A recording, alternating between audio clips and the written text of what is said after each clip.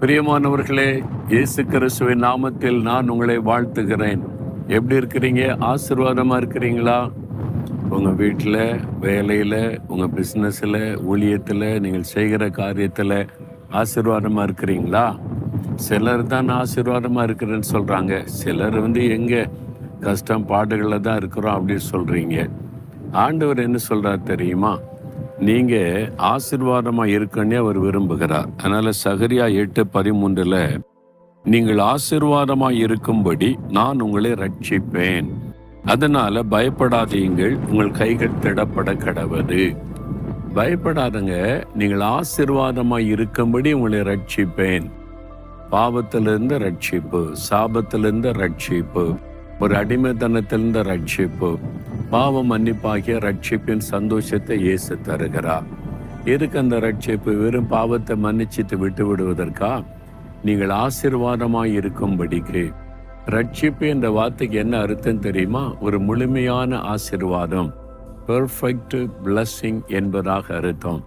அதுல பாவ மன்னிப்பு, அப்புறம் சரீர சுகம், உலக ஆசீர்வாதங்கள், ஒரு குறைவில்லாத சந்தோஷமான ஒரு வாழ்க்கை.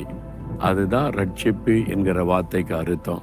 இயேசு ரட்சகராக இந்த உலகத்தில் வந்ததே நம்மை பாவ சாபத்திலிருந்து ரட்சித்து முழுமையாய் நம்மை ஆசீர்வதிக்க. அதனால தான் ஆண்டவர் உங்களை பார்த்து சொன்னார், என் மகளை பயப்படாத, என் மகனை பயப்படாதே, நீ ஆசீர்வாதமாய் இருக்கும்படிக்கு உன்னை ரட்சிக்க நான் விரும்புகிறேன். ரட்சிப்பை அனுபவம் பெற்று இருக்கிறீங்களா? பாவத்திலிருந்து விடுதலை பெற்றுட்டீங்களா? அப்படி இல்லைன்னா, இயேசுவே என்னை ரட்சிக்க சிலுவையில் ரத்த சிந்தனீங்கல்ல, என்னை ரட்சித்து என்னை ஆசீர்வதிங்கன்னு கேளுங்க. உங்க வாழ்க்கையில் ஒரு பூரணமான ஆசீர்வாதம் உண்டாயிருப்பதை நீங்கள் காண்பீங்க. விசுவாசிக்கிறீங்களா? இந்த வாக்குத்தத்தத்தை விசுவாசித்து ஜெபிச்சு பாருங்க. இன்றிலிருந்து ஒரு அற்புதமான மாற்றம் உடைய வாழ்க்கையில் உண்டாவதை காண்பீங்க. அதனால்தான் இயேசு சிலுவையில நம்ம ரட்சிப்பதற்காக தன்னை பலியாய் கொடுத்தார்.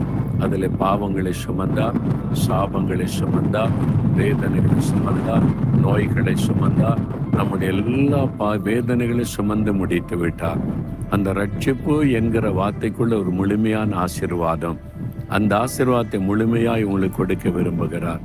விசுவாசத்தோடு சொல்லுங்க, ஆண்டவரே, இனி நான் பயப்பட மாட்டேன், என்னை ரட்சித்து ஆசீர்வதிக்க நீ சித்தம் கொண்டீர், என்னை ஆசீர்வதிப்பதற்காகவே ரட்சிக்கிறேன், நான் விசுவாசிக்கிறேன். அந்த ரட்சிப்பின் சந்தோஷத்தை எனக்கு தந்து ஆசீர்வதியும். இயேசுவின் நாமத்தில் ஜெபிக்கிறேன். ஆமேன்.